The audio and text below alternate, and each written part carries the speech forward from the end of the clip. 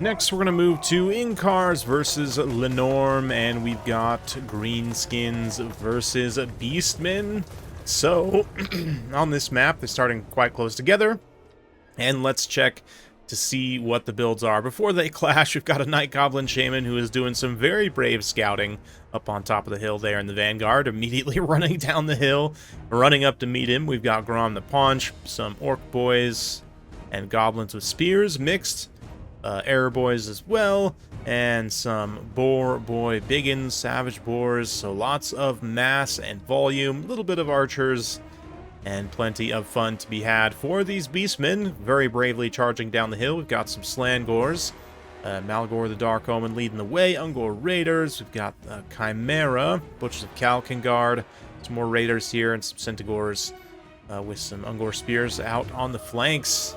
So, gonna be a quick one today, probably, I'm sensing. Let's see how it goes as the Slangors gonna do their best Orc Boy impression and charge straight on in.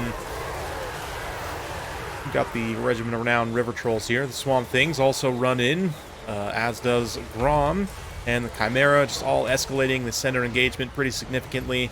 Archers firing in, doing a nice job against those Slangors. Got Rugloods over on this far side here, but the Beastmen, you know, getting some pretty decent engagements on a few of these at least, but the mass, large units for the Green Tide definitely making a pretty good difference on this initial engagement. Slangor's not the most expensive unit to be getting killed like this, but also not the cheapest either. We've got some Regiment of Renowned Monstrous Infantry action happening as the Butchers charge in on the Swamp Things. We're going to see Wah get popped though.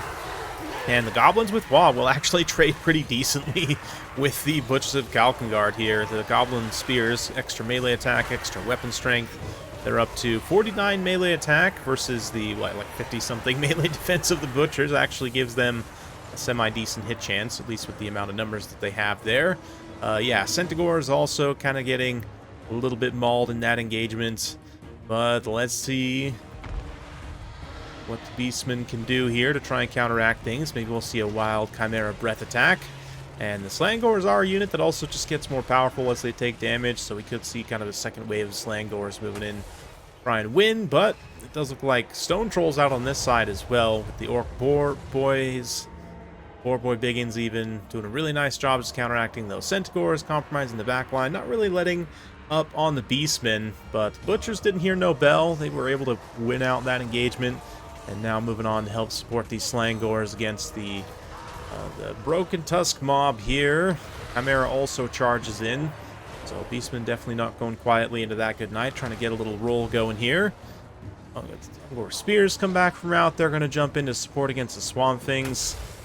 But, ooh, pretty nasty little friendly fire there on that Vindictive Glare. Really didn't get much contact on enemies at all, but it's a low firing angle, right? I mean, if we look from this guy's perspective, it's pretty hard to get up and over those boars, so archers continuing to fire in, basically unimpeded at this point, although it looks like these Slangors are going to get into these Air Boys just in time for them to catch a Wah, which does give them very good attack and weapon strength stats, so they'll actually be able to fight back okay against those Slangors there.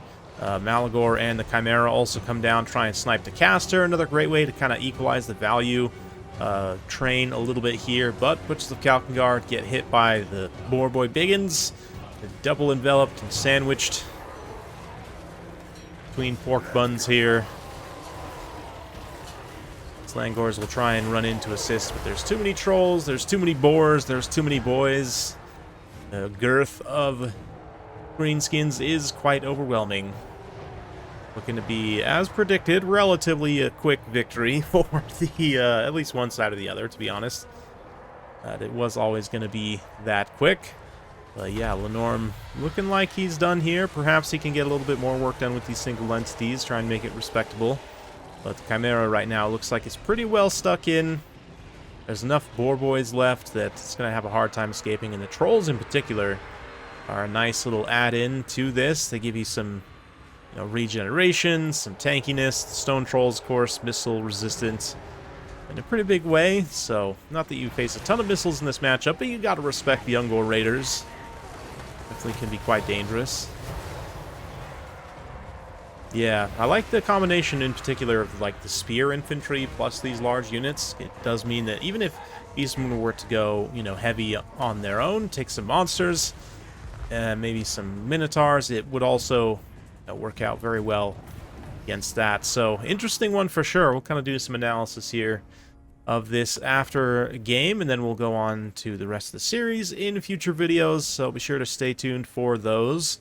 But yeah, goblins, spears, orc boy spears, didn't have to do too much. They're mostly just in support of these boar units, which pretty much all the boar biggins paid for themselves. Yeah, the trolls also come in, get over 1,000 damage value apiece there. And yeah, the two archers, Ruglud's armored, of course, gets some pretty good value. They're pretty tough. Didn't really face much in melee, but overall, Lenorm, yeah, I ran into what I would just say is a pretty strong build overall for Inkars.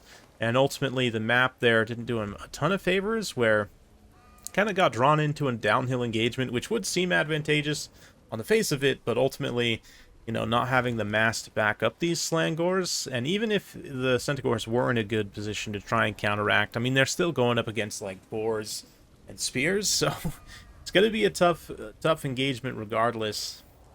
Yeah, it's interesting from the Beastman's perspective, like, this boar, well-supported boar mass, pretty tough for them to deal with. I don't have the most amazing anti-cavalry tools. I don't know, maybe building around, like, corn gores potentially here, rather than Slangors, might have been a little bit more advantageous. You get that anti-large, you still have decent offensive power, although probably don't trade, I don't know, against the spear boys, might not trade wildly cost-effectively. Of course, hindsight's 2020, and you don't want to get checked by, other things potentially on the Green Tide roster, but overall, yeah, I had a couple of thoughts here, actually, as I was casting that. So, single entity monster perspective, Beastmen have a lot of options. There was one in particular that stuck out to me, which is the Incarnate Elemental of Beast. The fact that you have this passive AoE drain. I don't know actually how well it does in melee against cavalry, like the boars in particular. I don't think I've tried that interaction in quite a long time. So that's something potentially you could look into doing. I mean, it is pretty expensive, so you'd have to make some cuts elsewhere in your army. But that's a possibility. Yeah. Like, what to do against the boars is really the question here. Just looking through the Beastman's roster, like, yeah, maybe you go, like, Corngors over the Slangors. Again, you'd have to make some adjustments elsewhere. But something like that, maybe. And then, if you needed to, the extra cash, take the Razor Herds, maybe, instead of the Centaurs, although they probably trade just as equally bad. Centaurs might even trade a little bit better, but they're at least a little bit cheaper, and they do have armor piercing, which does matter a little bit. These green skin cavalry, at least for the boar boy biggins and up. Savage boar boys, obviously, it's not going to make any difference, but broken tusk mob 100 armor, the savage boar biggins 85 armor. Might be more worth it to have the Razor War Herds just because they're a little bit cheaper and basically fill a similar role to the Centaurs here, just kind of supporting in that front line against them. And then, what would I do? Maybe let's throw in the Incarnate Elemental. I do like the pick of Malagor as well, although I think Morgar could be nice for the spawn summons, but Malagor is just very cost-effective in general. Yeah, some Flock of Doom. Could get funny with the Cygor summon here, although I don't know if that's really going to do too much for you. But, yeah, hard to say. Something like this, I don't know, I'd kind of have to play around with it a little bit and see, but something like this maybe I would go for to try and stop the boar rush. Then, you'd have to think through, like, what other potential builds might you be weak to.